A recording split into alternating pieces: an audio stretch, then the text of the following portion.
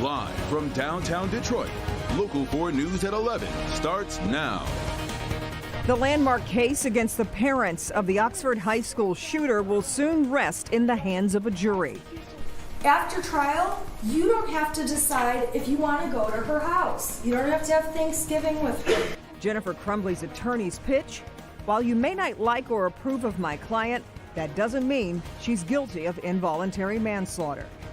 Jennifer Crumbley's attorney says there's no way she could have known her son was capable of doing when he opened fire at Oxford High School. However, prosecutors brought in witness after witness to shred her parenting and showcase a lack of care and concern for her son. So, who now does the jury believe? As Mara McDonald shows us, defense attorneys tried to paint Crumbley as an everyday woman stuck in a bad situation.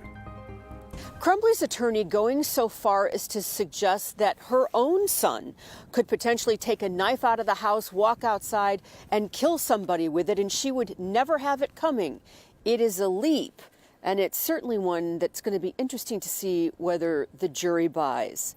Jennifer Crumbley's attorney's remarks were long, meandering, and tried very hard to suggest that every parent in the room could be in her shoes. At the end of the day, my kids could just as easily grab a knife without me knowing it and without me having it on my radar and walk out the door. Her client is a victim of circumstance, according to Shannon Smith. Yes, she made bad decisions, immoral ones even, but that doesn't mean she's a grossly negligent parent. Jennifer Crumbley placed the blame for the gun purchase and the easy access to it straight on the shoulders of her husband, and placed the blame on the school for not making her son's case a disciplinary issue and suggesting he remain in school. She and her attorneys say she's at fault for none of it. The Crumbley son was a skilled manipulator, and they didn't realize it.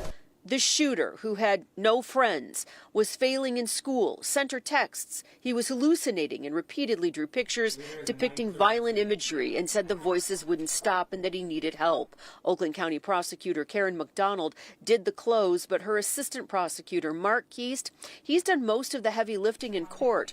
Her close was methodical and highlighted the testimony of all those witnesses, detailing life in the Crumbley home, as well as Jennifer Crumbley's behavior, both pre and post shooting. McDonald making sure the jury understands the burden of proof she has. Prosecutors do not have to prove Crumbley knew there would be a homicide. I have to prove that she had a legal duty, she negligently performed that legal duty, she negligently did not take steps to take care and protect the other children in that school when there was a reasonable foreseeability that ordinary care was required. Jurors return on Monday to begin deliberating. We're at the Oakland County Courthouse. I'm Mara McDonald, Local 4. Okay, Mara, perhaps you are among the thousands who have been following this trial live on Local 4 Plus and clickondetroit.com. When the jury reaches a verdict, you'll see it on all of our platforms, television, streaming, and online. Also tonight, a Farmington Public Schools employee is accused of inappropriate contact with a 13-year-old student. Andre Brown worked at East Middle School as a hall monitor and a basketball and cross-country coach. He's charged with accosting a child for immoral purposes and child sexual abusive activity. Jacqueline Francis is on this story and joins us with what we know. We're here at East Middle School where Andre Brown worked. He's accused of asking a 13-year-old student for inappropriate photos. That student reported it to the school, and now an investigation is underway.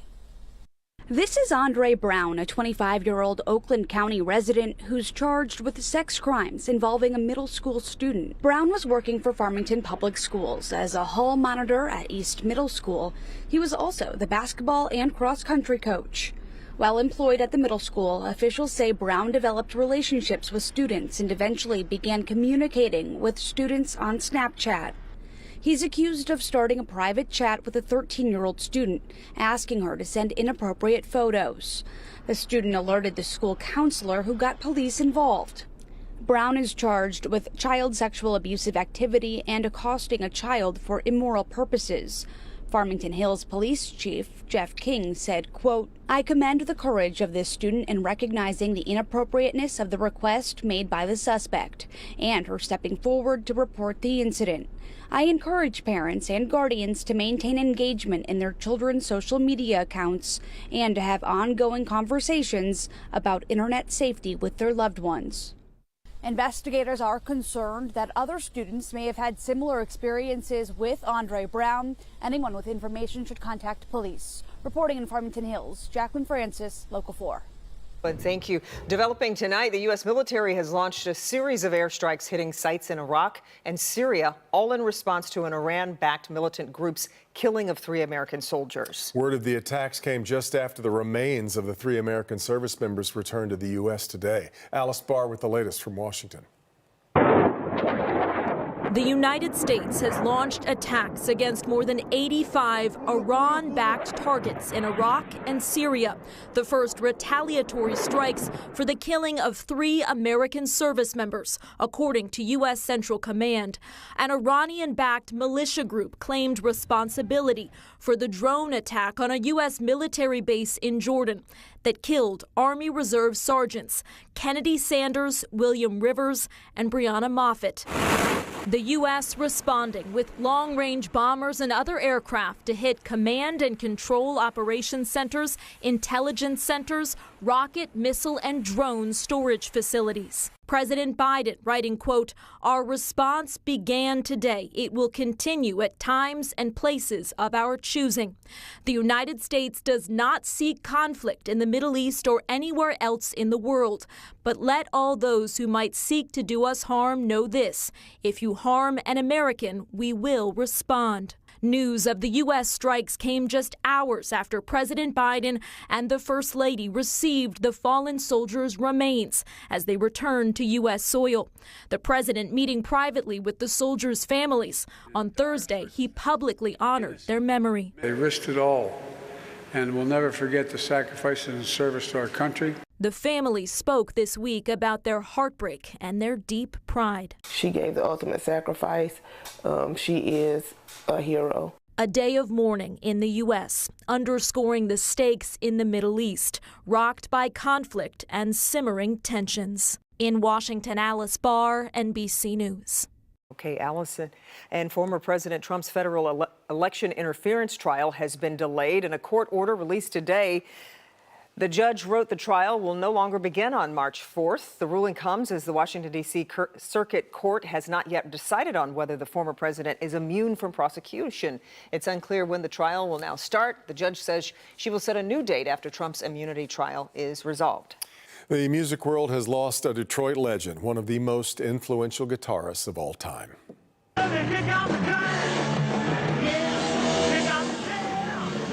Kick out the jams. Wayne Kramer co-founded the MC5 in Lincoln Park in 1965.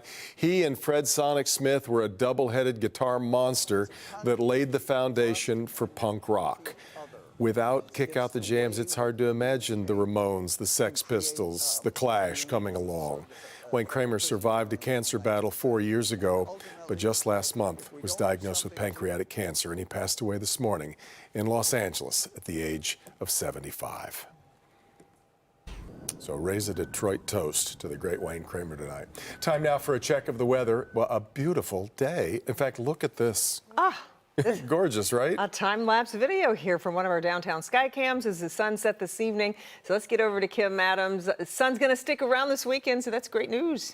The sun is going to stick around. At night, though, we get cloudy. In fact, clouds have already moved in and blanketed the skyline here in Metro Detroit. That's going to hold our temperatures in the upper 20s. Right now, it's 30 downtown, 26 in Howell, 29 in Pontiac, and 29 in Adrian. So upper 20s to low 30s across the board. Notice how it's just a slightly warmer on the east side than the west side. That's because Mount Clemens has more clouds also downtown, and then it's a bit more clear in Howell, so the heat is escaping into the atmosphere. And I'll show you that here on our clouds and radar. You can see the thumb and then over to parts of Macomb County blanketed by those clouds, but a little bit less than that on the west side. So tomorrow, if you wake up, especially on the east side, you might see some clouds. Don't panic.